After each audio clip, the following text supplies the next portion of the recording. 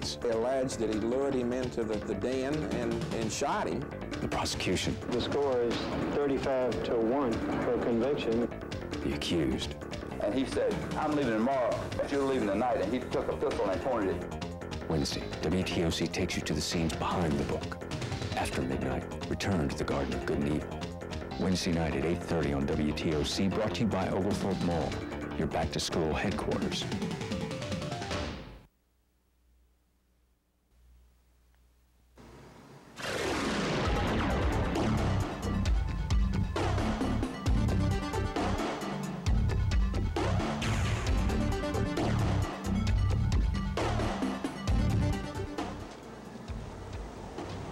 The scene is Beaufort in the still of the night. The passage is rich in mystery.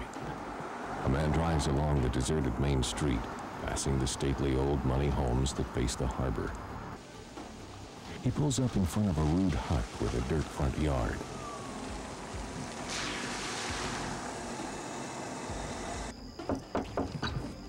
He knocks lightly and pushes the door open. Minerva sits alone in the dimly lit room.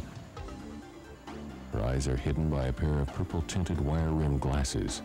I want you to put a curse on the district attorney, says the man. Well, of course, she replies. Tell me his name again. Spencer Lawton, comes the reply. L-A-W-T-O-N. It was midnight in the Garden of Good and Evil. The spell that Minerva was conjuring was aimed at Chatham County's District Attorney Spencer Lawton, who was then prosecuting Savannah antique dealer Jim Williams for the murder of Danny Hansford. Hansford had been killed in this house on May the 2nd, 1981. Of that, there was no doubt. But there were questions about the circumstances of the death and about an intriguing figure, accused murderer Jim Williams. Well, he kept people off balance. That he liked to do also. That also created a certain kind of power for him. Being a homosexual antique dealer in the Deep South is not ever going to be popular. He was one of the nicest men I have ever known. Just a very nice gentleman. Now, the thing that the others know that they don't like, that's what they know. So you add all that together, the charm, the brilliance, the wit, the slightly sinister approach to life, and you've got Jim Williams. John Barrett is the author of Midnight in the Garden of Good and Evil. Set in Savannah, where Barrett lived part of the time in the 80s, the nonfiction narrative uses Jim Williams as a springboard into the lives of a cast of characters too unbelievable to be anything but true. The Lady Chablis is perhaps Barrett's most colorful and outrageous character. In the book, she crashes the debutante party, an invitation-only soiree held annually at the Hyatt Regency. No, that's not fair. That's not fair. He just got the cameras doing. She also challenges customers and bosses alike from on stage at the Pickup, a gay bar Barrett locates on Congress Street. Oh, and one more thing. Chablis' name before it was Chablis, Frank. If anyone had said to me one of your friends in Savannah was going to be a black drag queen, I'd have laughed. But in fact, she's a whole lot more than a black drag queen. She is a genius. Gotta run, gotta go powder that nose, comb that hair, and do all that. See you in a minute.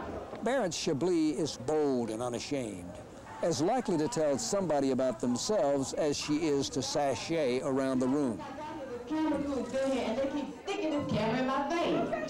Chablis is also the stuff of great reading, a natural character whose unorthodox approach to life adds realism to Barrett's prose.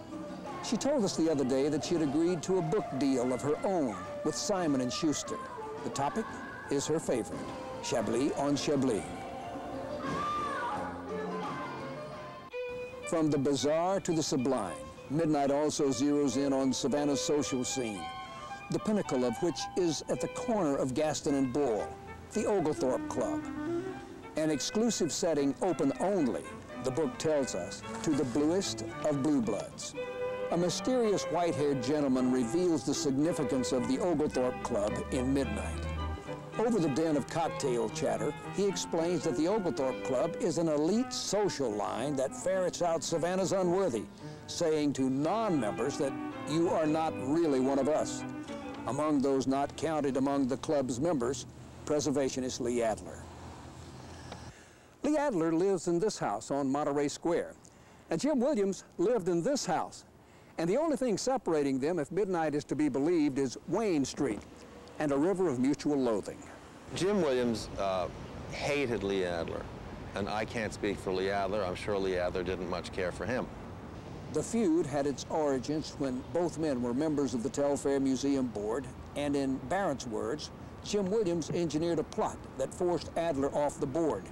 The extent of Lee Adler's anger is uncertain, but on page 189, Barrett writes that after Danny Hansford's death, Williams was convinced that Lee Adler had prodded the district attorney into charging him with murder instead of a lesser crime.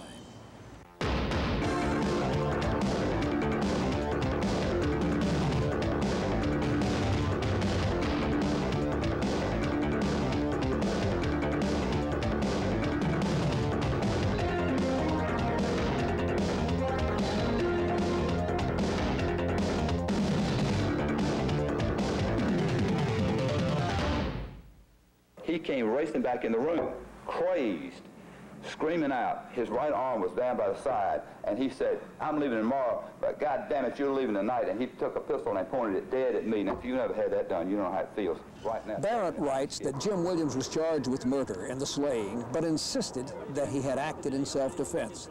Williams claimed that Hansford had gone wild, smashing up the house in a rage. He grabbed one of Williams' German Lugers, continues Barrett, aimed it at Williams and fired 3 times. All 3 shots missed. The gun jammed. Williams grabbed his own gun and fired. I was scared to death, but the man had a gun and shot it. I mean, I just took the Luger and shot 1, 2, 3. I didn't know it was 1, 2, 3 then, but I just kept shooting. I didn't know how many times I was going to stop it from killing me.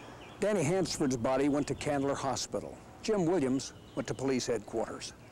And Savannah will never be the same again. After Midnight, Return to the Garden of Good and Evil is brought to you by Oglethorpe Mall, your back-to-school headquarters.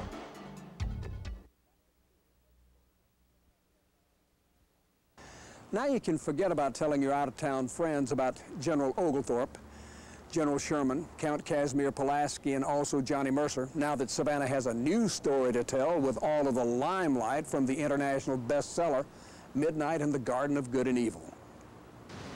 And this is the boyhood home of Johnny Mercer. This was owned by his grandfather, Hugh Mercer. Hugh Mercer was a banker, made his fortune in cotton. Relentless tour buses to Mercer House, plus coverage in People magazine, Newsweek, the New York Times, has put Savannah on the map, literally. A lot of times you'll just see tourists drive by and they'll be reading the book and they stop in front of the house and just take a picture of the house just because it's in the book. This guide to Midnight's sights and scenes was published as a section front in USA Today. And if readers are jealous of Savannah's ambience, well, they have a right to be. Jekyll and Onassis offered $1 million for this home at one time, and they wouldn't take it. They have read the book in New York, and they came to Savannah because they want to meet and see everybody. They want to go everywhere there is to go. It's like I told NBC Today, it's the first murder mystery that makes you want to pick up the phone, call a travel agent, and spend an extended time at the scene of the murder. When people hear about Savannah, they come here and then they hear about the book and they buy the book. And a lot of people just want to have a copy of the book that came from Savannah. Esther Shaver has reason to revel in Savannah's sudden glory. Her bookstore has sold more copies of Midnight than anybody in the world. Over 5,000 from this little corner on Madison Square. Impressive as that figure is, consider that 300,000 books have been printed, and there are waiting lists for Midnight that stretch from Atlanta to London. Do you have any advice for an aspiring writer? Keep writing. Write, and rewrite. My prediction is that it'll sell eventually 1 million copies. It'll have more impact on Savannah than the Olympics could ever hope to have. And John Duncan should know, not only is he in the book, but on the day of this interview, he sold 26 copies from his store on Taylor Street. So everybody's cashing in on the bandwagon. It's going to generate lots of little cottage industries. But just because it's proved popular doesn't mean that Midnight has won praise from all corners. True, the reviewers seem to love it, but for some of the subjects treated in the book, the experience has been akin to a public airing of Savannah's dirty laundry. You know, there is poetic license, let's put it that way. So, and sometimes some people are the victims of poetic license at times. And it's a very affectionate portrait of Savannah, although some people, I readily admit, did get clobbered.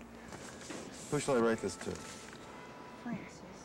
Midnight's massive popularity is the source of no small amount of anguish among some of the book's subjects, several of whom refuse to talk with us for fear of what they think might make a bad situation even worse. I just want Jim to be remembered for his contributions to this city. But Jim Williams' sister, Dorothy Kingery, granted WTOC an exclusive interview in Mercer House in order to paint a different Jim Williams than the one portrayed in Midnight in the Garden of Good and Evil. He was such a unique individual that he could never be captured by the written word. So a page can only do so much for a person like that. The problem with Midnight, if there is one, is that it's too good. The characters too colorful, and the prose too compelling. Readers, especially non-Savannah readers, get lost in the richness of the story and forget that the figures they're reading about are real flesh and blood. What was really a tragedy for our family, a very trying and difficult 8-year period, has been juxtaposed with vignettes, social vignettes, as it has. And what of John Barrett? What sort of uncanny imagination brought Savannah's tired old stories to life in such a creative and intriguing way? Perhaps the explanation for Midnight's success lies partly with the author and partly with us. Well, our past seems to follow us when we answer a question. You know, if you've ever noticed that, it's like you don't just, a lot of people just aren't cut and dry with something if you're in conversation with them. They have to tell you where all this happened and how it got to where it is now. I don't know why. I think it's just indicative of the South, and we just like to talk. He has an amazing talent. I mean, you have to add that. You have to add that in. It's a brilliant talent to be able to put that together, and he worked very hard. He didn't just snap it out in a year or two. He's worked on it for years and years. Ms. Hansford, would you like to say anything? Jim Williams' first trial brought together some of the South's best legal minds. For the defense, Bobby Lee Cook and John Wright Jones, with Sonny Seiler working with the team while handling the civil suit brought against Williams by Danny Hansford's mother. He shot him in cold blood while Danny Hansford was seated across the desk from him. For the state, the DA himself would handle the prosecution in what is clearly Savannah's trial of the century.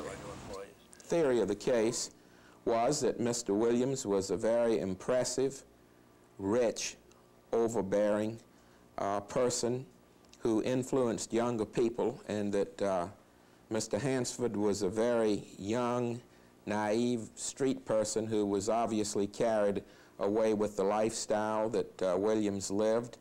And Mr. Williams took him in and taught him a trade, and it developed into a love affair. They alleged that he wanted to get rid of Hansford and that he lured him into the den and shot him, and then turned around and shot into the desk and contrived the scene to fit the story that he would later tell.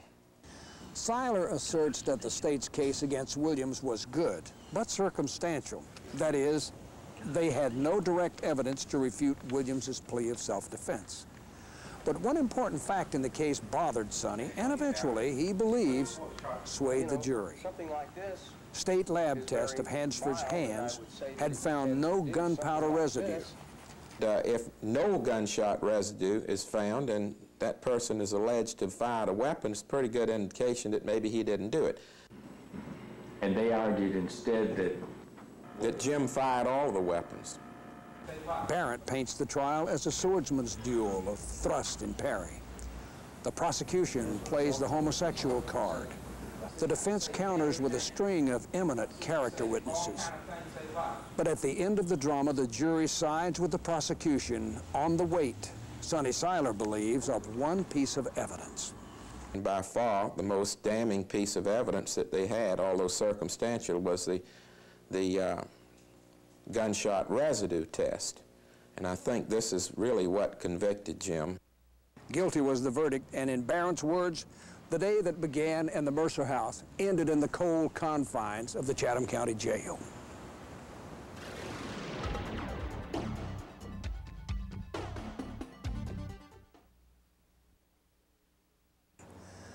The fascinating stories recounted in Midnight began with the initiation for John Barrett in Bonaventure Cemetery. Mary Hardy was the teller of these tales and more. She sat with Barrett on the bench that doubles as Conrad Aiken's headstone. They sipped martinis while watching the marsh hens, just 2 burial plots away from Georgia's second bishop, the Most Reverend John Beckwith.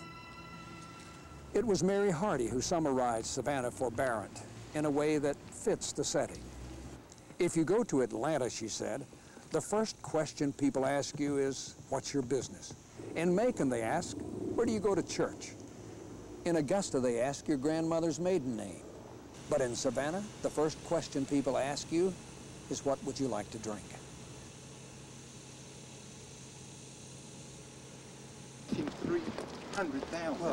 Armed with those impressions of Savannah, Barrett set out to soak up Savannah's charm. But he didn't have to look far. In fact, Savannah's charm came looking for him. Just a sentimental gentleman from Georgia, Georgia. Barrett lived on Jones Street, but not in this house. This was Joe Odom's house. Barrett lived in a carriage house just off the lane that runs behind the period pieces along Jones. But he was close enough to Joe Odom to strike up the kind of friendship that would lend yet another colorful figure to Midnight. Joe's homes never locked the door. Never locked the door. People always knew you could drop it. From the minute I met Joe, there was like an entourage of people always. Joe Odom and Mandy are portrayed as carefree in Midnight. Joe to the point of being irresponsible. I do have him forging checks. I do have him moving into houses that he doesn't own and doesn't have any right to live in. But in spite of a series of harebrained schemes and brushes with the law, nobody who reads Midnight walks away not liking Joe Odom. There won't be another to treat you like a brother. Joe Odom was in many ways the embodiment of Savannah as hostess city of the South. Joe's house was open 24 hours a day. He was the most gracious host, the most charming individual in Savannah that I met. Joe was a lover of life, and he was never, if you were around Joe Odom, you were going to have fun, because that was his main purpose in life. In the book, it appears that Joe's still alive. It was a waste, really. And I miss Joe. I don't like to think of Joe much. It's sad. Pale moon shining on the fields below. Folks are singing. Emma Kelly is another of John Barrett's endearing characters already familiar to most Savannaians. It's sleepy time down south. The author devotes an entire chapter to the lady of 6,000 songs, using the title that Johnny Mercer gave Emma many years ago. Because I'm just a hard-working mama with a lot of children and play piano, so that says it for me. And she's a beloved figure. And many evenings I went to see her and listen to her play at Emma's and wherever she was appearing. She's typical of what's nice about Savannah and this whole area.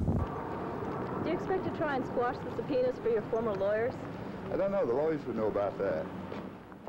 What is not nice about Savannah is the jail where Jim Williams found himself until bond was set, pending his appeal. But there would be good news within 2 days for Williams, writes Barrett, when a new trial is ordered by the state Supreme Court. In attempting to make Danny Hansford more the victim, Jim Williams more the premeditated murderer, Spencer Lawton distorted the evidence in a way that you cannot allow a district attorney to do, even when the district attorney is in the right. Williams would get another day in court, and then another, and another. 4 trials total before the full moon would signal Midnight in the Garden of Good and Evil.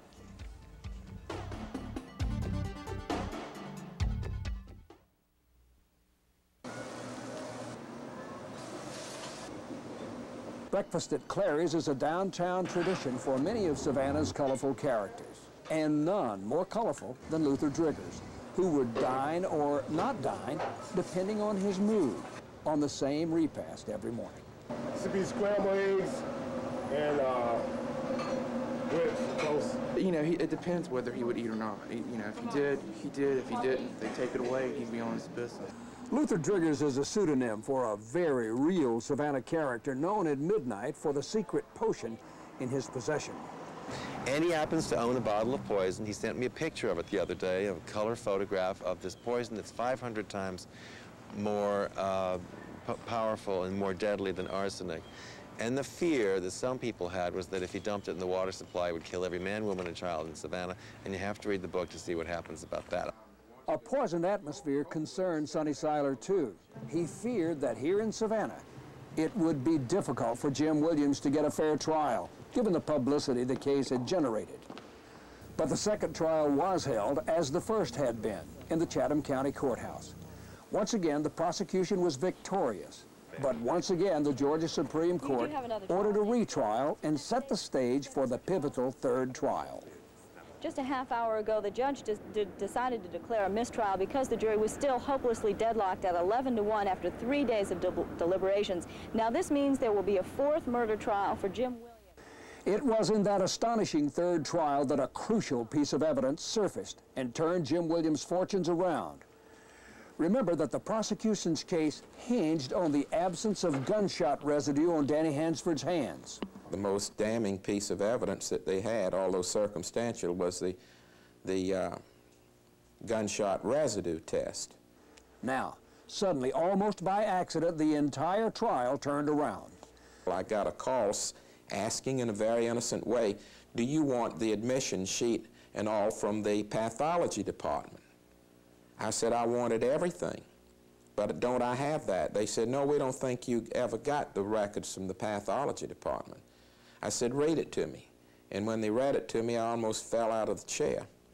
And clearly it showed that the detectives who testified had misrepresented the facts, that the hands were absolutely not bagged at Williams's house before the body was taken away, and in fact were not bagged until the body was received at the hospital. By that time, almost any expert in the country would agree that the hand-wiping test and any results therefrom concerning gunshot residue would be a nullity.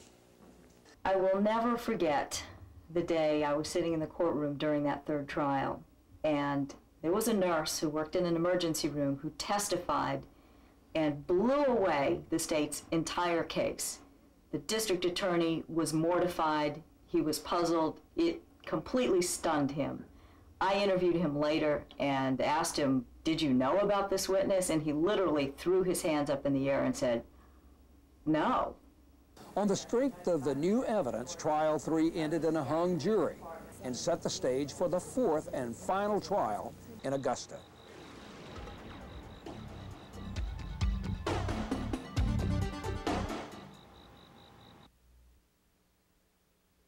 Even evidence that might have looked a little strange to them, I think they knew how to read between the lines. Augusta meant acquittal for Jim Williams. With time to develop the new evidence found during the third trial, Seiler was able to persuade the jury to rule in favor of the defense. It's that wonderful moment in that Augusta courtroom when my brother was acquitted. Within the year, the joy of victory would fade. Jim Williams, says John Barrett, died of a heart attack, quote, in the very spot he would have fallen 8 years earlier if Danny Hansford had actually fired the gun and the bullets had found their mark. What would Jim Williams think about the book? We can only guess, but certainly he would read it. He would appreciate the sophisticated writing and the stylish literature. He would probably also take issue with it. Everybody does. But he would read it, as 300,000 others have read it, deep into the night until finally it was after midnight. While in Savannah, John Barrett was guest of the Magnolia Place Inn on Whitaker Street.